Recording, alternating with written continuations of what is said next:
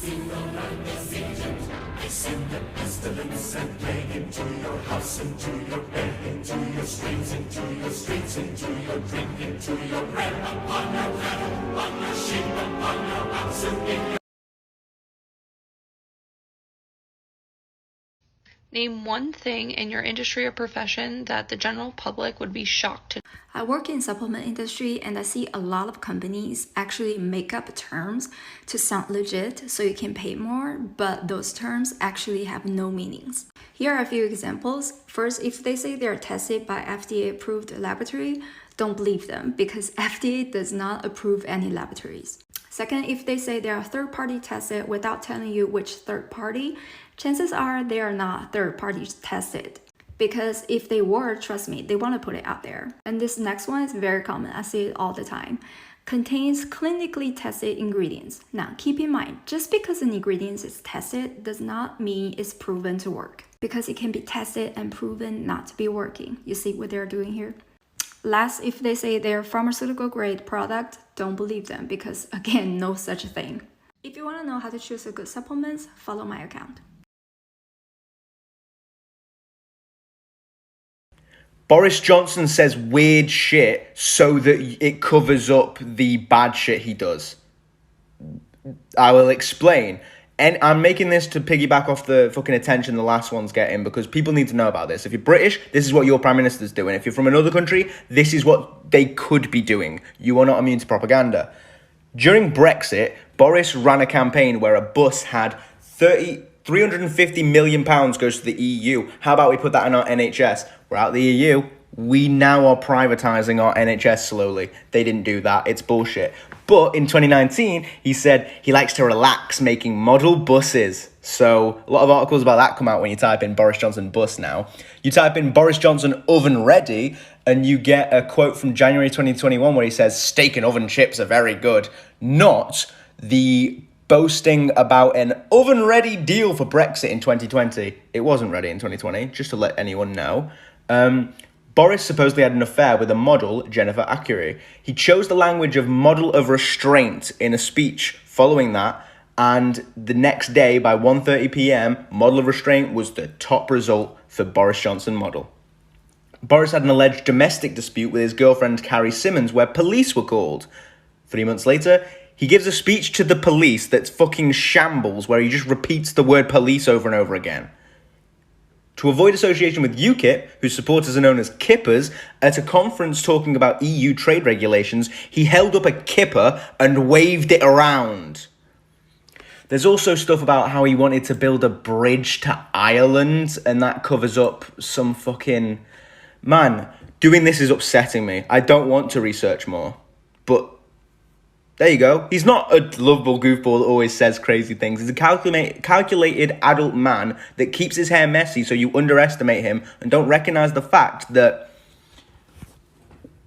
this country is falling apart. All women are good at faking anything, but I work at a restaurant with primarily men, so I'm very good at fake laughing. Here's my big one if I want them to just think they brought the house down with their comedy.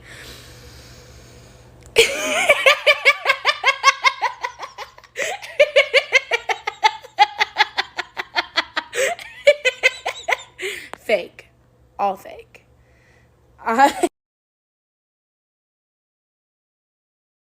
Get that bread, get that head, then leave. Peace out.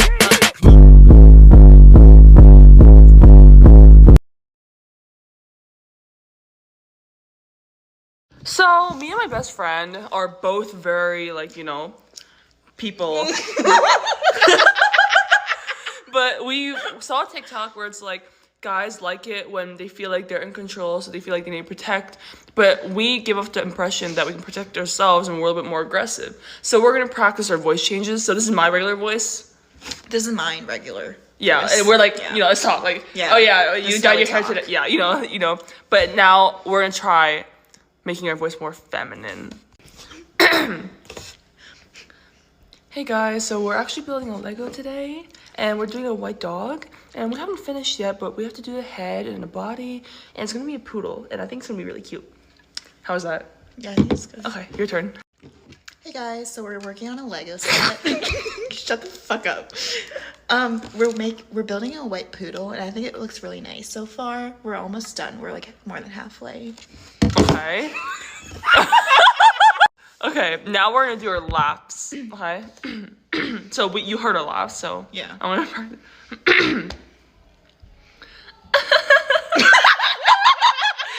You go.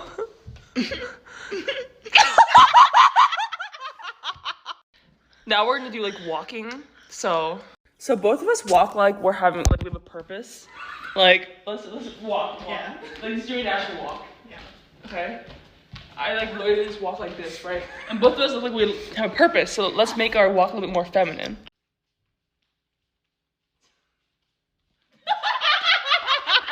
So another thing we do when we flirt is that we tend to insult people when we flirt. Like me especially. So we're gonna try to flirt with each other more feminine. I'm gonna flirt with her first. Stop! Please, no, why?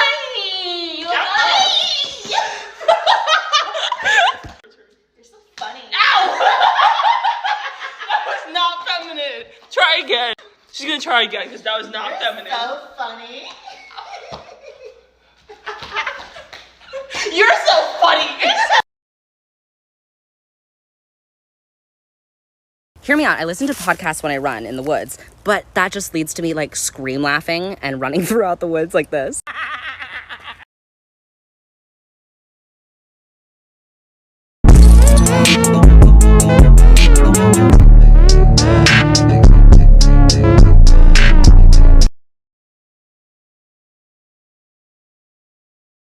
High tech, low life. We're all familiar with the cyberpunk aesthetic, with neon Asian inspired streets, a lot of bad weather with electronic music in the background, extremely functional clothes, so functional that you don't even know what to do with it. There's a kind of dark nostalgia in this genre, even though it's supposed to be about the future. And this is most likely because American cyberpunk is most reflective of the sci-fi subgenre that was refined in the 1980s, with literary works like William Gibson's Neuromancer, or movies like Ridley Scott's Blade Runner having huge influences on the genre.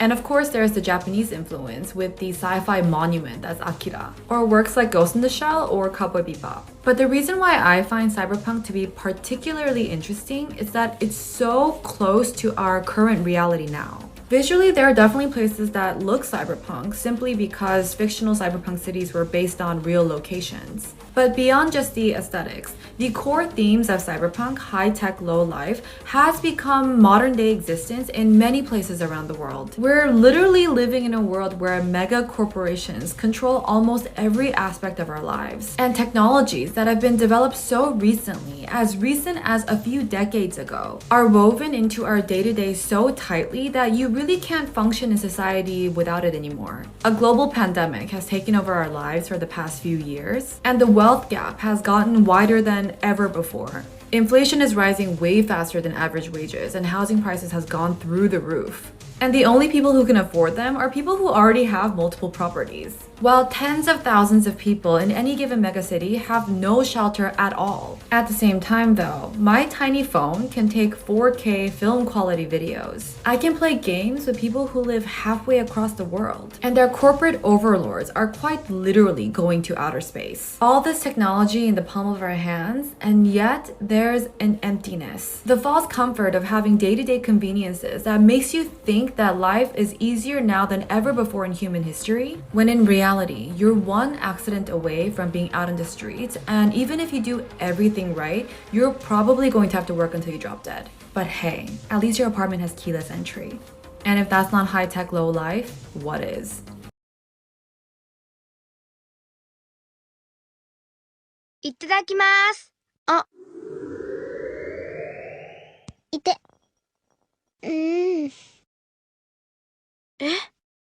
じゃーん。ねえ、知ってる？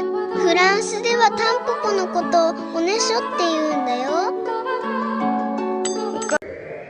はい、ただ。どうも。え？ねえ、知ってる？カバの汗ってピンク色なんだって。ここんばんは。こんばんは。キスすると1秒間に2億個の細菌が口の中を行ったり来たりするんだよ。おはようございます。何？フランスでは白アスパラガスをマドモアゼルの指って言うんだよ。むにゅー。ねえ、知ってる？なんでしょう。カンガルーのお腹にある袋の中はすっごい臭いらしいよ。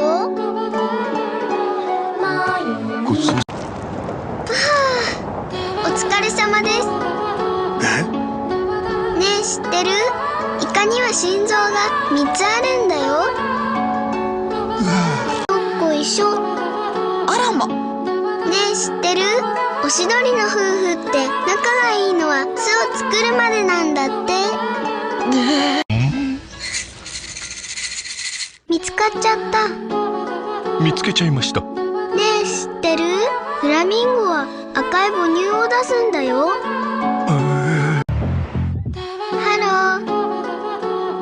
Hello. Do you know? Koala's appendix is about 2 meter long. Bonjour. ボンジュール。ねえ、知ってる？ナマズは全身に味覚があるんだよ。